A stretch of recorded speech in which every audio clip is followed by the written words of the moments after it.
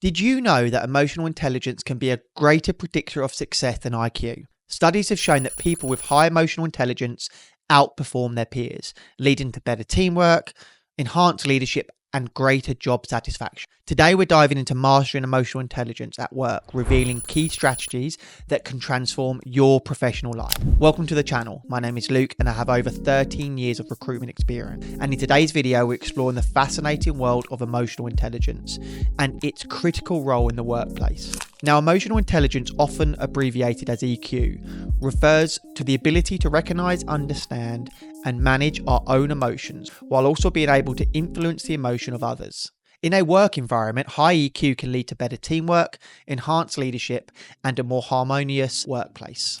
Now, let's talk about the challenges. In any workplace, emotions run high, from tight deadlines and performance reviews to interpersonal conflicts and collaboration stress.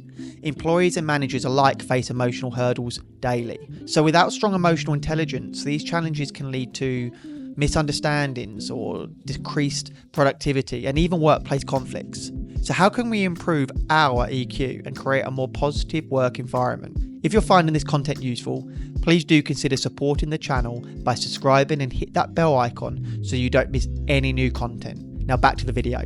The first strategy is self-awareness. Understanding your own emotions is the cornerstone of emotional intelligence. Take time to reflect on your emotional responses to various situations. Journaling, mindfulness practices, and regular self-checking can help you become attuned to your feelings and reactions. Next up is empathy. Now, empathy is the ability to put yourself in someone else's shoes and understand their perspective. Practice active listening and being genuinely curious about your colleagues' thoughts. And feelings can foster a more supportive and collaborative work environment. Effective communication is another crucial strategy. I believe one of the most important for mastering emotional intelligence.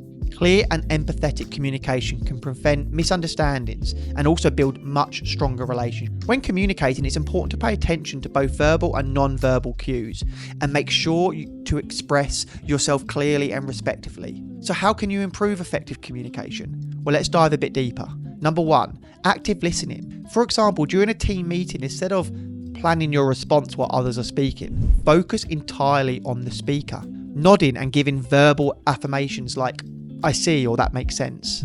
2. Non-verbal communication. For example, maintaining eye contact, use open body language and nod to show you're engaged in the conversation. A tip would be aware of your facial expressions, gestures and posture, as these can convey your attitude and emotions more powerfully than words. Number 3, clarity and consciousness. For example, instead of saying "I think we should maybe consider looking into a different approach for this project," consider saying "I suggest we explore a different approach for this project." Number 4, empathy and understanding. For example, if a colleague is upset about a project delay, acknowledge their feelings by saying "I understand why you're frustrated. Let's figure out how we can get back on track." A tip would be show empathy by recognizing and validating others' emotions. This helps build trust and rapport. And 5, feedback. For example, when giving feedback, use the sandwich method. Start with a positive comment, provide constructive criticism, and then end with another positive comment. For example, your report was very thorough. One area for improvement could be the data analysis section. Overall, great job on compiling the information. A tip, provide specific, actionable feedback that helps others without feeling attacked. Finally, let's talk about conflict resolution. Conflicts are inevitable in any workplace, but they don't have to be destructive. Approaching conflicts with a calm and solution-orientated mindset can help de-escalate tensions and lead to constructive outcome. Now, here are some strategies and examples to improve your conflict resolution skills. Number 1, stay calm and composed. For example, if a disagreement arises during a meeting, take a deep breath and remain calm instead of reacting impulsively. 2, listen actively. For example, when a colleague voices a complaint, listen without interrupting. Repeat back what they've said to show you understand their perspective. A tip on this would be focus on understanding the other person's point of view fully before you respond.